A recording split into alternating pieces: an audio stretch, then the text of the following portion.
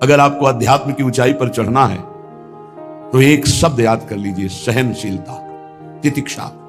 इसको सदैव जीवन में, एक श्लोक गंगा किनारे हमें जीने की सामर्थ्य देता था। जब कभी हमें प्रतिकूलता, दुख प्राय मिलते ही थे तो ये श्लोक, यम ही न व्यथ्यन्ते ते पुरुषम पुरुषर्षभ सम दुखा सुखाधीरम स्व अमृतत्वाय कल्पते। वो अमृत पद का अधिकारी हो जाता है जो आए हुए सारी व्यथाओं को, दुखों को मौन होकर सह लेता है, वो भगवान को प्राप्त होता है। जहां कोई कष्ट होता, बस यम ही न व्यथ्यन्ते ते पुरुषम पुरुषर्षभ सम दुखा सुखाधीरम स्व अमृतत्वाय कल्पते। हमें सहना है, हमें भगवत प्राप्ति करनी। अरे छोड़ो, इसने मारा, इसका कर्म जाने, चलो आगे, चलो आगे बढ़ो। भूख प्यास, गर्मी सर्दी, मान अपमान, दुख सुख, ये सब इस मार्ग के यात्री को मिलते ही है। और जो इसको सह गया वो जगत पावन करने वाला महात्मा बन जाता है। वो मम भक्ति युक्तो भुवनम पुनातु, लोक के लोक को पावन कर सकता है जो भगवान के चरणारविंद में अपने चित्त को अर्पित कर दिया। इसलिए दुख ही हृदय, चाहे जितना दुख पड़े प्यारे, किसी से मत कहो, किसी से मत, चुपचाप मौन होकर सह जाओ। तुम्हारा स्वामी विधान करके तुम्हें दुख भेजा है तो बहुत बड़ा उसमें कोई सुख है। वो मंगल भवन है, तुम्हारा मंगल होने नहीं दे सकता। दिखाई दे सकता है कि अब अमंगल हो गया हमारा, अमुक अमुक अमुक, कुछ नहीं। धैर्य पूर्वक अपने मार्ग में सीधे चलते रहो। उसका विधान आया है, वो दुखद हो या सुखद, सुखद है तो हर्षित मत हो, दुखद है तो शोकित मत हो, आगे बढ़ो। देखो ये अध्यात्म है। ये कमर कस लो कि इस जन्म में मुझे इस भव समुद्र से पार होना ही है। ये जो कमजोर दिल के होते हैं ना, अनुकूलता जहां मिली तो बोले जब से हमने भक्ति शुरू की सब काम चकाचक बन रहे। ये भक्ति का फल नहीं है, भूल मत करना। ये तुम्हारे सुकृत चल रहे हैं इसलिए है। और जिस दिन दुष्कृत का फल आएगा उस दिन भक्ति करते हुए भी कदम रखना मुश्किल हो जाएगा, पग पग पर तुम्हें दुख मिलेगा। इस सिद्धांत को समझ लीजिए तो कभी आप निराश नहीं होंगे, शूरवीर होकर आगे बढ़ते रहेंगे। जो हमारी भक्ति है नई फसल है, और इस फसल की जो आनंद वृत्ति है वो भगवदानंद है, ज्ञानानंद है, अखंडानंद है, प्रेमानंद है। वो ये भोगानंद नहीं है, विषयानंद नहीं कि भगवान की बड़ी कृपा जो चाह वो भोग मिल गए। ये सुकृतों के फल है। ये सुकृत और दुष्कृत दोनों को यही नष्ट कर दो और निकल चलो भगवान की परम धाम में, जहां नित्य सेवा सुख का आनंद सहचर्या ले रही है। श्रीपाद कह रहे, संतर्जयस ताड़यन, कोई मुझे बहुत डांटे, भर्त्सना करे और ताड़यन, पिटाई भी कर दे, मुझे कुछ कभी शिकायत नहीं करनी प्रभु से। देख रहे हैं ना, वो उन्होंने विधान किया है ना कि इसको पीटो, तो हम चुपचाप पीट लेंगे, किसी से नहीं कहना। रहीमन मन की मन व्यथा रखिए मन में गोए, सुनिठ ले हैं लोग सब बांटने। इसीलिए असंगो हम, असंग किससे कहें अपने दुख सुख की बात। अपना दिल तो दिलवर को दे दिया, जो बीते सो दिल तो उनके पास हो, तो जाने दुख सुख की बात, हम क्या जाने, हम तो बस आपके हैं। मौन, अपने विषय में न सुख की बात करे न दुख की, मौन बात करे तो प्रभु की करे, नहीं तो मौन। मान लीजिए अगर ये मौन आप धारण कर लेंगे तो निकल जाएंगे माया से, नहीं तो किसी की निंदा कर देंगे, किसी का ऐसा कटु वचन बोल देंगे, परुख वचन बोल देंगे, भजन छीन हो जाएगा, भजन करने की वृत्ति नष्ट हो जाएगी। सैकड़ों लोगों के प्रश्न है कि पहले भजन अच्छा होता था अब नहीं होता। उसमें दो बातें होती है, एक तो भजन की ऐसी भूख बढ़ गई है कि अब उतने भजन से नहीं और भजन होना चाहिए, ये उत्तम महापुरुषों की कृपा पात्र भक्तों की वृत्ति होती है। और एक होता है कि आपसे वैष्णव अपराध बन गया, कुसंग हो गया, इस कारण से ऐसा। अगर आपके हृदय में कोई दोष वृत्ति नहीं हो, फिर भजन में ऐसा लगता है कि मेरे से बहुत कम भजन होता है, वैसा भजन नहीं होता जैसा होना। ऐसा बड़े बड़े महापुरुषों को भी अनुभव होता है। ये कोई निंदनीय बात नहीं है, वंदनीय बात है। पर वास्तविक यदि भजन नहीं हो रहा है, वास्तविक यदि आपका रुक गया है आनंद, तो आप ढूंढ लीजिए, आपका भोजन गलत है, आपका संग गलत है, आपने कोई वैष्णव निंदा की है, बस यही कारण है। यही खोज लेना, यही सुधार कर लेना, किसी से क्षमा याचना की जरूरत नहीं। अंदर देखो और आचार्य गुरु से प्रार्थना करो, सब ठीक हो जाएगा। बड़े कृपालु हैं, जिन्होंने अपराधी मुझे जैसे को घसीटा तो अब अपराध बन जाएगा तो थोड़ी छोड़ देंगे वो। विश्वास कीजिए, उन्हीं से प्रार्थना कीजिए, नाथ यदि आपको अपराध मोचन कराना है तो भेज दीजिए मुझे उसके पास, या उसको बुला दीजिए, मैं पैर पकड़ लूं, हाथ जोड़ लूं यदि अपराध बन गया है, और यदि आप चाहें तो आप क्षमा कर दें, आगे से सावधान रहेंगे। बड़े कृपालु हैं प्रभु, क्षमा कर देते। भजन की वृत्ति को रुकना, ये सहन मत कीजिए। समय नहीं है कि आज नहीं तो कल भजन चल पड़ेगा, नहीं, तुरंत वाचिक में आ जाइए, तुरंत वाणियों का गायन कीजिए, नाम कीर्तन कीजिए, ढूंढिए अपराध क्या बना जो आंतरिक हमारा भजन रुक गया, और प्रभु से प्रार्थना करके उसको चलवाइए। वो बड़े कृपालु है, क्षमा कर देंगे। अगर आपने प्रगट में किसी का अपराध किया और वो उपस्थित हो तो जाओ, उनके चरण पकड़ो, उनसे प्रार्थना करो। भजन का रुकना सहन मत करो, बहुत कठिन है भजन करके भगवत प्राप्ति करना। वो हमारे अंदर सरलता पूर्वक भजन चल रहा है, उसको बचाओ। किसी की निंदा मत करना, किसी की अवहेलना मत करना। तुम्हारी कोई निंदा करे, तुम्हारी अवहेलना करे, सह जाना कह रहे हैं इसमें। कह संतर्जय ताड़यन बंधनन, यदि वो कहीं मुझे बांध दें, मैं बंधना भी स्वीकार कर लूंगा। ऐसा भक्तों को कोई बांधता है क्या? हाँ, बांध देते। तितिक्ष ब्राह्मण की कथा में पढ़ी है, उसको बांध दिया। एक सखी बहुत भजनानंदी थी, उसके परिवार के लोग रोज उसे पीटते थे और उसे बांध देते थे। सखूबाई नाम उसका सखी का था। एक सखी बहुत नागरीदास जी के संग में रहकर भजन की वृत्ति उच्च कोटि की सीखी थी, भागमती बाई। उनके पति ही उनके ऊपर सैया लगाकर नवीन रानी के साथ बैठते हुए ऐसा पिटाई करते, इतना कष्ट देते, पर वो उच्च कोटि की ऐसी महान वक्ता, परम सिद्ध बरसाने के जो वास करने वाले अपने नागरीदास जी थे, हरिवंश महाप्रभु के शरणागत, उनके सत्संग से ऐसी उच्च कोटि की दशा प्राप्त हुई, उसे कोई फर्क नहीं पड़ा। उसके कष्ट देने के लिए उसके ऊपर सैया लगाते, राजा थे, और नवीन रानी के साथ उसके ऊपर बैठते, उपद्रव करते, मारते पीटते, लेकिन वो सम रहती। संतर्जयस ताड़यन बंधनन, शांत, वो देख रहा है। बस तुमको यही सोचना, वो देख रहा है, मेरा स्वामी देख रहा है। वो देखते हुए मौन है ना, वो चाह रहा है ना, तो तेरा किया मीठा लगे। बस बात समझ लो, इतना तो बहुत बड़ी वस्तु प्राप्त होगी, बहुत बड़ी। एक मिट्टी जब कुम्हार को अर्पित हो जाती है तो पीट पीट कर एक छोटा राई भर भी दाना नहीं रहने देता, क्योंकि राई भर भी अगर दाना रहा वहीं से मटकी फूट जाएगी, राई भर भी अहंकार रहा वहीं से भक्ति रस निकल जाएगा। पीट पीट के उसको एकदम बराबर, फिर भी चैन नहीं, जल डाल के रौंदा, फिर भी चैन नहीं, हाथों से मल कर अपने अनुसार बनाया, फिर चाक पे चढ़ाया, जो चाहा आकार दिया, सूर्य के ताप में तपाया, फिर उसको दहकते हुए आवे के बीच में रख के पकाया, फिर उसमें रस रखने लायक क्षमता आ गई उस मिट्टी में। ऐसे ही हम जब संत महापुरुषों को, श्री भगवान को समर्पित होते हैं तो ये सब होगा।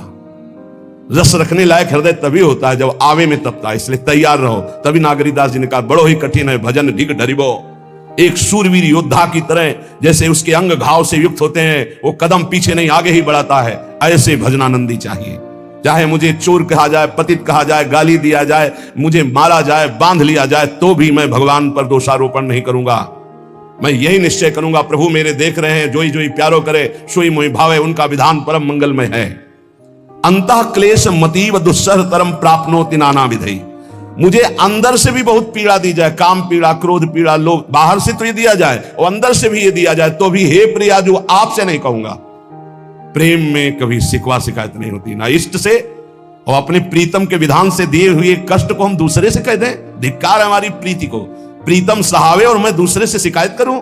नहीं, हर विधान आपका सहो। ये प्रेम है मस्ती का, ये लज्जू पंजू ऐसे काम नहीं है इनके। ये तो देखते हैं पैर धर के, अगर गर्म लगा तो हटा लेंगे, मत रखना गर्म ही गर्म है। और छाती मजबूत करके कि आग पे चलूंगा, तो पैर रखोगे तो चंदन हो जाएगा आग में भी। पूरे जीवन की बात कह रहा हूं, पूरे जीवन की। सोचो उस समय जब 13 वर्ष की अवस्था है और घर से निकले थे, कोई साथी नहीं है, कोई समझाने वाला नहीं, और आज इतना जीवन हो गया, इसी यार के सहारे हुआ है। इसी यार, ना 1 रुपया कभी था, न रहा है, न रहेगा। प्रेमानंद का 1 रुपया नहीं है, प्रेमानंद की एक वस्तु नहीं, ना रहा ना रहेगा। हाँ, प्रेमानंद की सब वस्तुएं हैं, ना होते हुए भी पूरा विश्व मेरा। क्यों? प्रेमानंद भगवान का है, भगवदानंद को प्रेमानंद कहते हैं। वही संपत्ति जीवन भर एक ही साथी रहा है, और हे नाथ ऐसी कृपा करना अब दूसरा साथी बने ना। अब आओ तो मृत्यु रूप में ही आओ, और किसी रूप में मत आना। साथी हो तो आपका साथ हो, सर्वहरण करने वालों में मैं मृत्यु हूं, बस उस रूप का इंतजार है। आओ उस रूप में और समेट लो अपनी लीला। बस कभी किसी से शिकायत, कभी किसी लिए कैसे हो, आनंद है। नहीं सुना है किडनी खराब है तो सुना ही होगा, कोई दुख नहीं, कोई दुख नहीं। वर्तमान दुख वर्तमान के आनंद से बहुत छोटा है। क्या दुख है? स्वामी के द्वारा दिया हो। ये आप हमारी प्रार्थना मान लीजिए, इस मार्ग में चलने पर जो दुख मिले कभी किसी से कहना नहीं तो प्रीति में कलंक लग जाएगा, वो तुम्हें प्रभु से हटा देगा। नहीं, रहीमन मन की मन व्यथा रखिए मन में गोए, सुनिच लई है लोग सब बाट न लिए। ये भगवत मार्ग शूरवीरों का मार्ग। कभी अपनी अंतर व्यथा को किसी से मत कहो।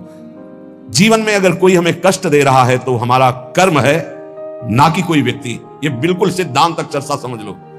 वही व्यक्ति जो मुझे द्वेष करता, वही व्यक्ति जो मुझे कष्ट और दंड देता, वही व्यक्ति प्रणाम करके छाती से लगाकर आंसुओं की धारा से अभिषिक्त किया, तो वो व्यक्ति था या कर्म?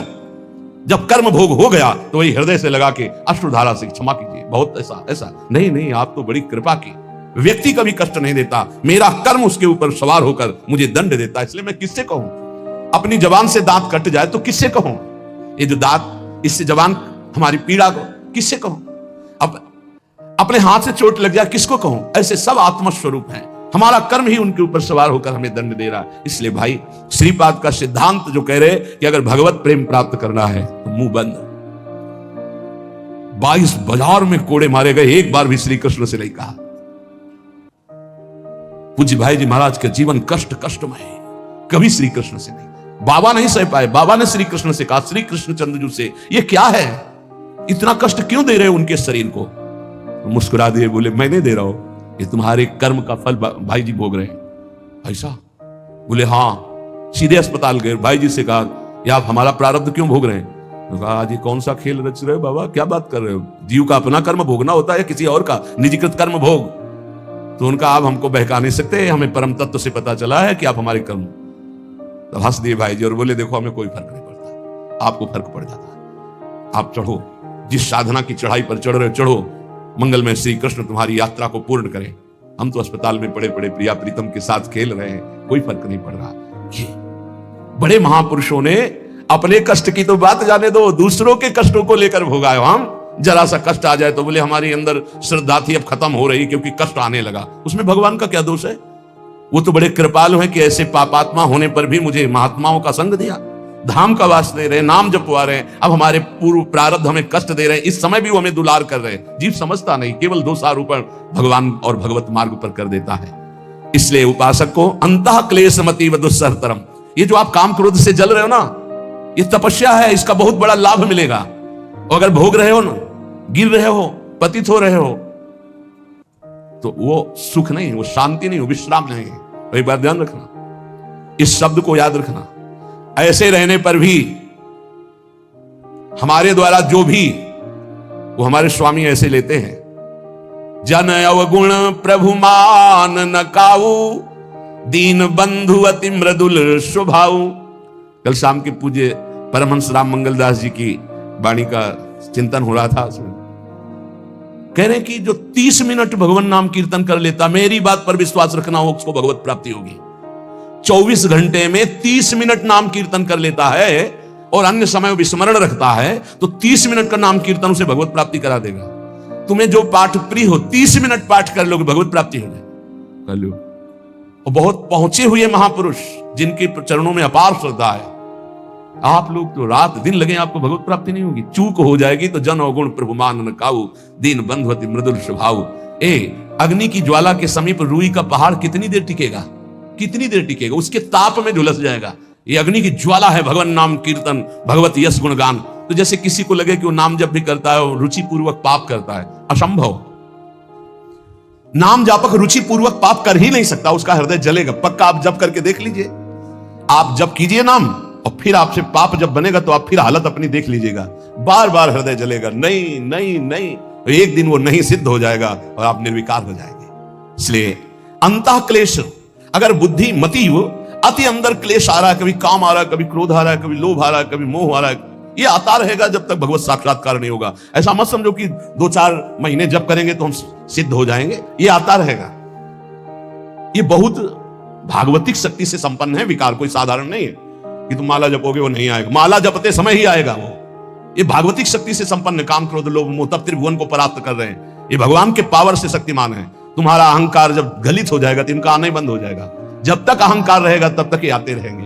तो जो तुम्हारे अंदर जलन हो रही, मत कहो किसी से, सह जाओ, यही तपस्या हो जाएगी, यही भगवान की प्राप्ति का हेतु हो जाएगा।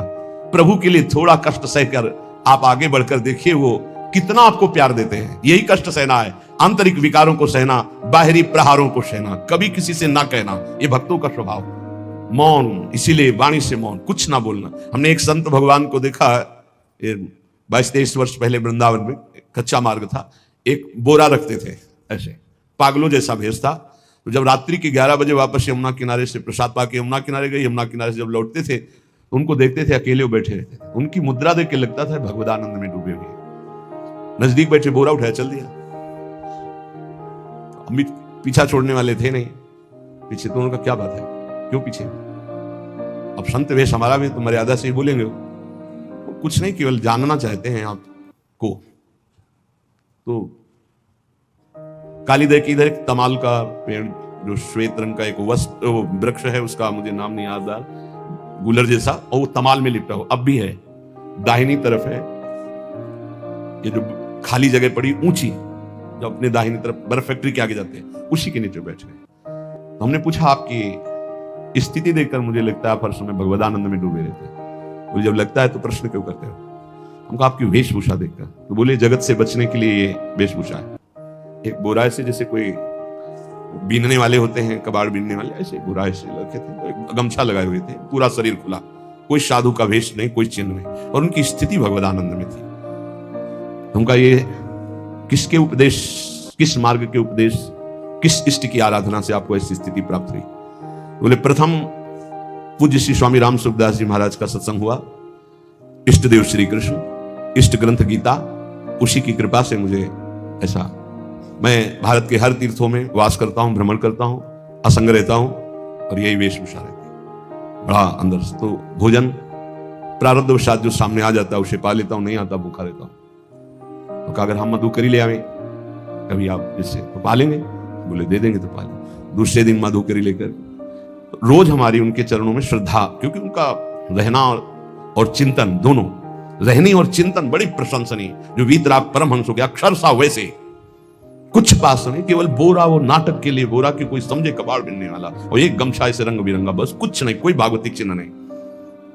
एक दिन देखा वो बड़े मक्खियां भिन भिना रही, तो नजदीक गए, क्या हो? चुप जाओ, इनका बोलिए ना। बोले वमन और शौच दोनों हो रही है, शरीर बिगड़ गया, तो हमका औषधि के लिए हम व्यवस्था, बोले इसलिए कह रहा हूं आप बच जाइए। तो हमका हमें बता तो दीजिए क्यों नहीं? तो बोले आया हुआ प्रारब्ध है, इसको हंस के भोगना है। ऐसे कोने में साइड में ऐसे पेड़ के किनारे पड़े, 2 4 10 दिन जो भी व्यवस्था उनकी बनी, फिर वो हमको दर्शन नहीं मिले, अन्य तीर्थों में चले गए होंगे। ऐसा महापुरुष, क्या हम अपने शरीर को इतना प्यार करें कि भगवान से श्रद्धा हो जाए, भक्ति मार्ग में हम लड़खड़ा जाए? फिर सत्संगी किस बात का? ये पक्का समझ लीजिए, ये जो भगवत मार्ग है, ये शूरवीरता का मार्ग है, सहन करने का मार्ग है। जितने भी महापुरुषों के चरित्र हैं आप पढ़ करके देख लीजिए, भगवान के चरित्र से भी ज्यादा लाभ भक्त चरित्र सुनने से इसलिए होता है कि हमको लगता है कि हमारे जैसा जन्म लेकर इतना कष्ट सहकर इस ऊंचाई पर पहुंचे, ये बड़ी बात है कि वो जीवत्व से हमारी तरह पैदा होकर ईश्वरत्व को जाता है। इसलिए भक्त चरित्र में विशेष बल हमको प्राप्त होता है। क्या क्या कष्ट सहते, और आप खुद देख लीजिए, आपको जितना कष्ट है उससे बड़ा सुख है कि नहीं, अंदर देख लीजिएगा, तो इसी से अनुमान लगा लीजिए, जितना बड़ा कष्ट उससे कई गुना बड़ा सुख भगवान देते हैं, तभी वो उनका यश गाते रहते हैं। ऐसे थोड़ी होता है कि हमारे भगवान का हम भजन करते हैं, हमारे साथ न्याय नहीं हुआ। न्याय तो सही बात नहीं हुआ, नहीं तो तुम्हारी दुर्गति हो जाती है। सही बात में उन्होंने न्याय नहीं किया, पक्षपात किया है तुम्हारा। अगर वो सही न्याय करते तो ईमानदारी से कहते हैं, केवल नरक के कीड़ा ही बनना पड़ता और कुछ नहीं है। खूब देख लो, डबल चेहरा होता है, एक सामने का चेहरा देख रहे हो और एक एकांत का चेहरा होता है, डबल चेहरा होता है। और भगवान डबल रखो चाहे तिबल, सब देखते हैं। सब हम बैठे हुए देख लो ईमानदारी से वृंदावन की भूमि में, एक चेहरा है जय श्री राधे, और एक चेहरा है जो राक्षस है अंदर बैठा। देख लो, अंदर देख लो, बिल्कुल इस समय सीसी कैमरे में हो, अंदर देख लो, एक राक्षस बैठा है, और उस राक्षस ने जो जो करवाया आप लिखो रजिस्टर में, तुम्हें याद है जितना, और इसके बाद आप न्यायाधीश बनो, फिर आपकी क्या दुर्गति होती उसका।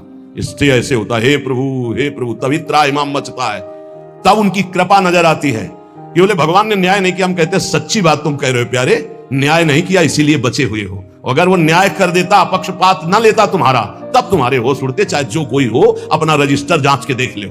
इसलिए कहते हैं कि सबकी जीवनी शुक्ल पक्ष की लिखी जाती है, कृष्ण पक्ष की तो केवल उसी की छाती जानती है, दूसरा नहीं।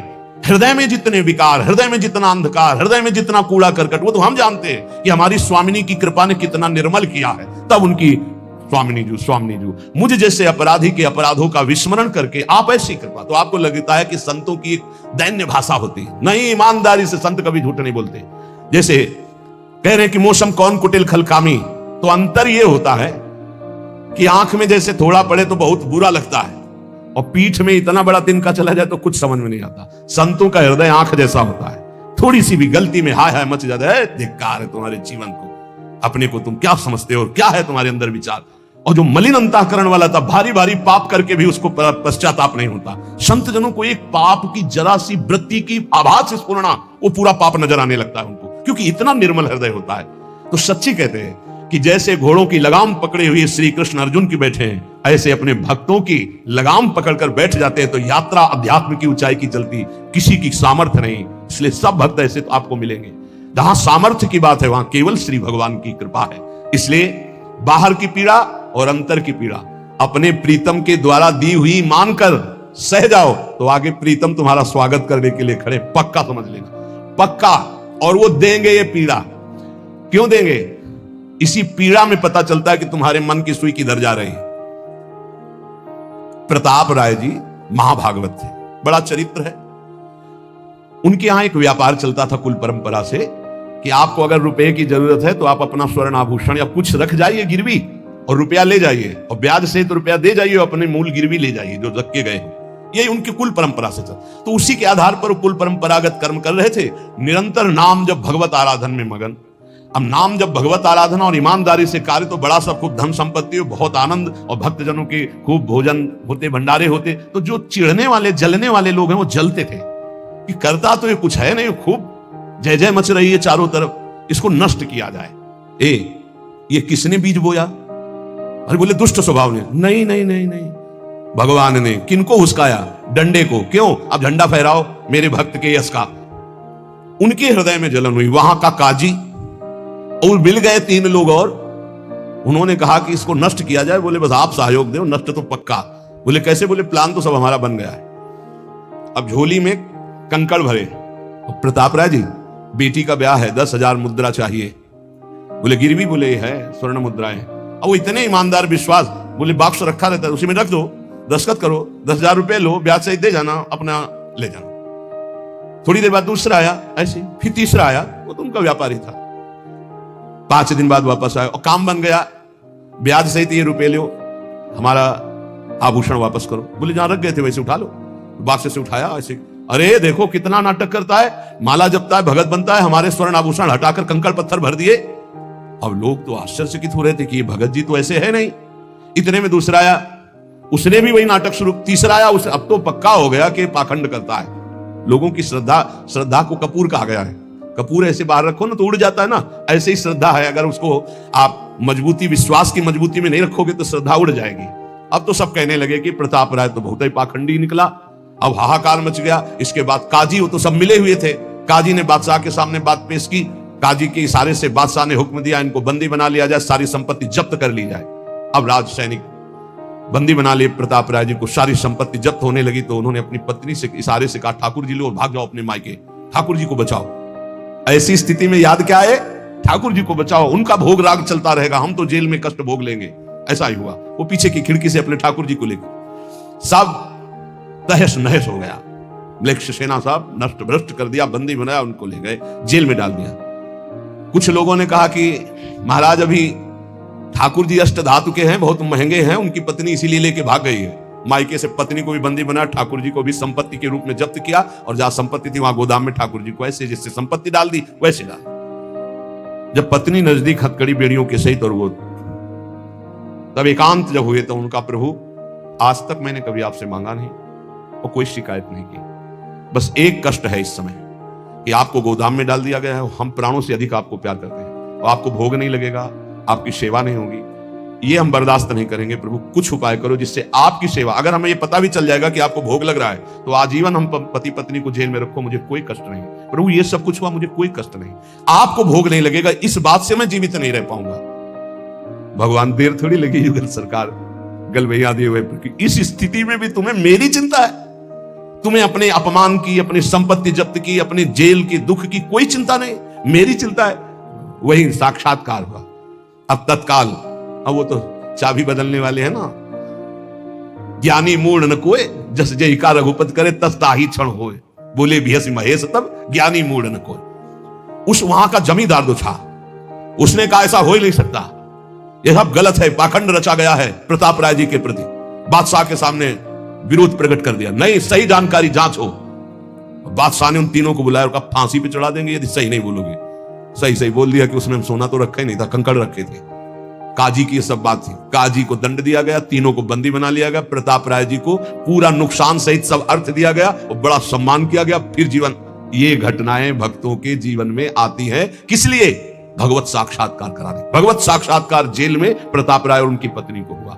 इसलिए उपासक को कितनी भी परिस्थिति कष्ट की आवे, वो तुम्हारे आनंद का वर्धन करने वाले बनेगी, विश्वास रख लीजिए। बस किसी से सहयोग मत मांगना और किसी को अपनी बात मत कहना। प्रताप राय जी ने किसी से भी नहीं कहा, कुछ भी नहीं बोले, केवल प्रभु से कहा कि आपकी सेवा अगर हमको कान में सुनने को मिल जाएगी कि आपका भोग लग रहा है तो मुझे कोई कष्ट नहीं होगा, लेकिन ये मैं नहीं सह पाऊंगा कि आप गोदाम में ऐसे, क्योंकि मैं जीवन भर आपको दुलार करता रहा हूं प्रभु। अब वही भगवत साक्षात। तुम्हारी सुई कहां जाती है? मन की।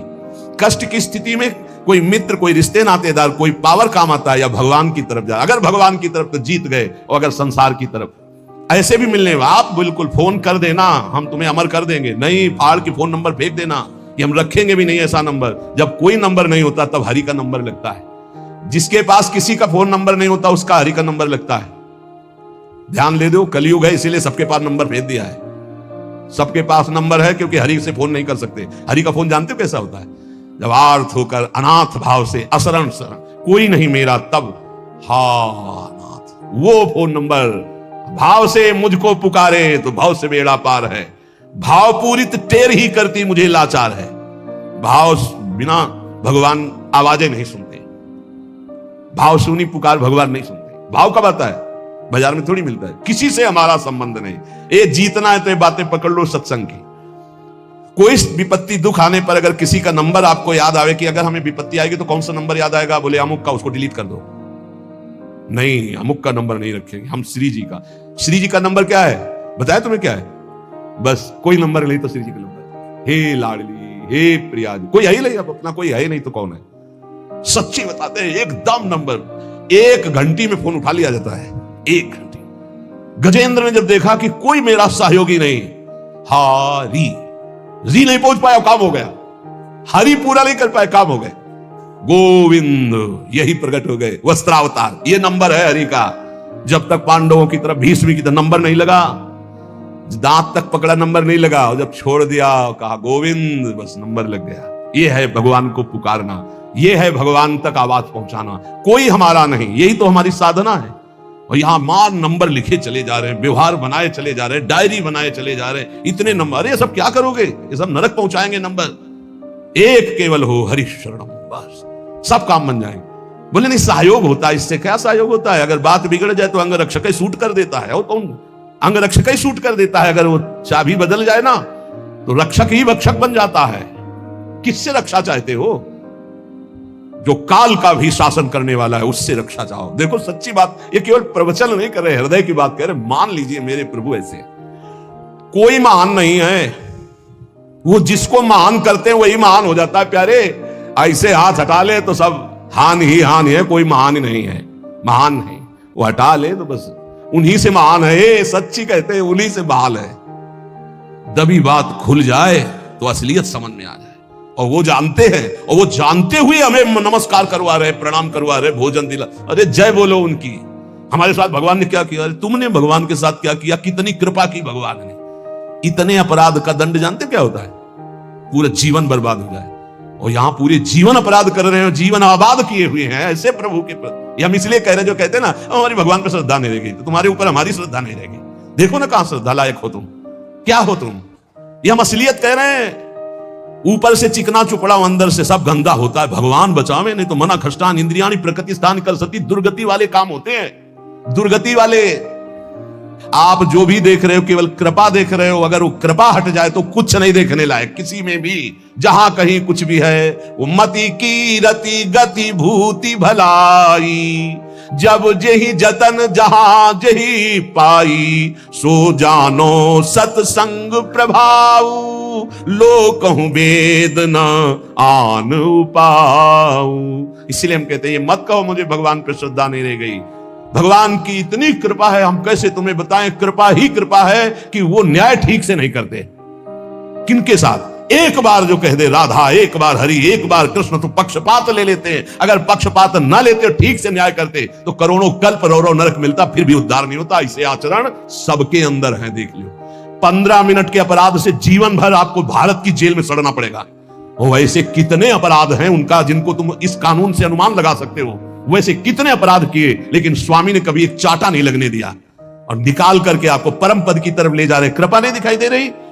तुम सत्संग, नाम जप, भगवत यश गायन, भगवत लीला, भगवत धाम, ये तुम्हारी साधना का फल है क्या? ये कृपा का फल है। तुम अपने को देखो और कृपा को देखो तो यही बलिहारी जाएगी कि जासु कृपा नहीं कृपा आघाती। जिनकी कृपा कृपा करने से आघाती ही नहीं है। इसलिए अंतः क्लेशमति दुस्सहतरम प्राप्नोति नाना विधि, नाना विधान से यदि अंतर बाहर कष्ट मिले तो चुपचाप सह जाना, राधा राधा राधा। आगे बढ़ोगे तो भगवत प्राप्ति होगी।